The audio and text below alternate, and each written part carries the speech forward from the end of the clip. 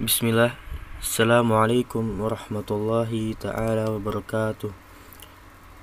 Alhamdulillah. Alhamdulillah ala ni'matil Islam wa sunnah wa la fahim salafil ummah. Wa sallallahu ala nabiyil karim wa ala alihi wa sahbihi wa sallama tasliman katsira, amma ba'du. Pertama-tama, marilah kita panjatkan puja dan puji syukur kita kepada kehadirat Allah Subhanahu wa taala yang telah memberikan kita banyak kenikmatan yang kita sendiri tidak bisa, yang kita pribadi tidak bisa menghitungnya satu persatu. Salawat serta salam kita curahkan kepada baginda kita, Nabi besar kita, Nabi Muhammad sallallahu alaihi wasallam.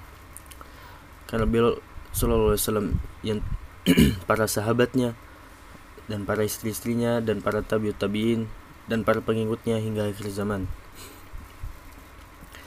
Pada kesempatan kali ini saya akan menyampaikan suatu hal yang mana bagi penuntut ilmu itu wajib baginya.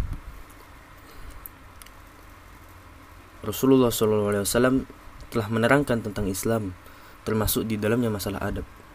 Seorang penuntut ilmu harus menghiasi dirinya dengan adab dan akhlak mulia. Dia harus mengamalkan ilmunya dengan menerapkan akhlak yang mulia, baik terhadap dirinya maupun kepada orang lain.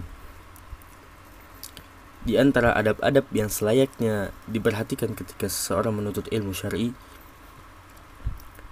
yang pertama adalah mengikhlaskan niat dalam menuntut ilmu. Dalam menuntut ilmu, kita harus ikhlas karena Allah Ta'ala, dan seseorang tidak akan mendapat ilmu yang bermanfaat jika ia tidak ikhlas karena Allah.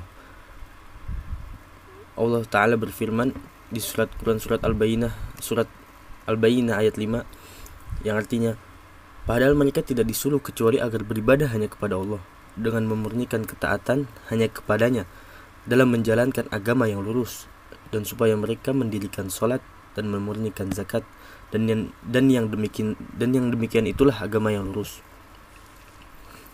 Orang yang menuntut ilmu bukan karena mengharap wajah Allah, termasuk orang yang pertama kali dipanaskan api neraka untuknya. Rasulullah SAW bersabda yang artinya, barang siapa yang menuntut ilmu syar'i yang semestinya ia lakukan untuk mencari wajah Allah dengan ikhlas, namun ia tidak melakukannya melainkan untuk mencari keuntungan duniawi, maka ia tidak akan mendapat harumnya aroma surga pada hari kiamat. Hadis riwayat Ahmad.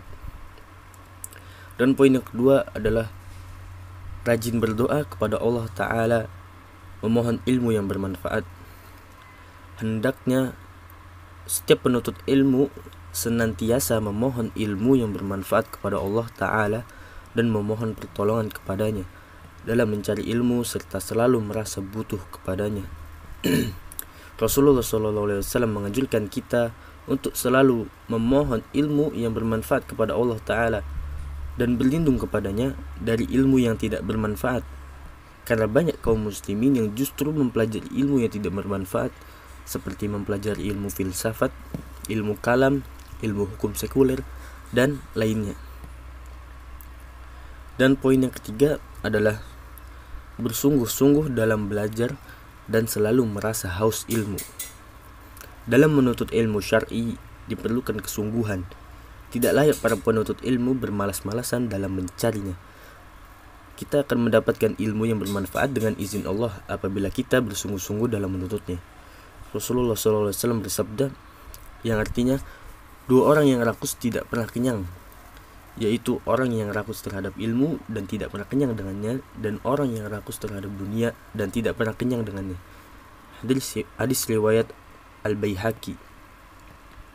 Dan poin yang keempat adalah menjauhkan diri dari dosa dan maksiat dengan bertakwa kepada Allah Ta'ala. Seseorang terhalang dari ilmu yang bermanfaat disebabkan banyak melakukan dosa dan maksiat. Sesungguhnya dosa dan maksiat dapat menghalangi ilmu yang bermanfaat, bahkan dapat mematikan hati, merusak kehidupan, dan mendatangkan siksa Allah Ta'ala. Dan yang terakhir Poin yang kelima adalah tidak boleh sombong dan tidak boleh malu dalam menuntut ilmu. Sombong dan malu menyebabkan pelakunya tidak akan mendapatkan ilmu selama kedua sifat itu masih ada dalam dirinya. Imam Mujahid mengatakan, la yata'allamul ilma mustahyin wala mustakbir. Dua orang yang tidak belajar ilmu, orang pemalu dan orang yang sombong. Hadis riwayat Bukhari secara mu'allaq. Mungkin ini saja yang bisa saya sampaikan. Kurang lebihnya mohon maaf. Wabillahi taufiq wal hidayah. Assalamualaikum warahmatullahi wabarakatuh.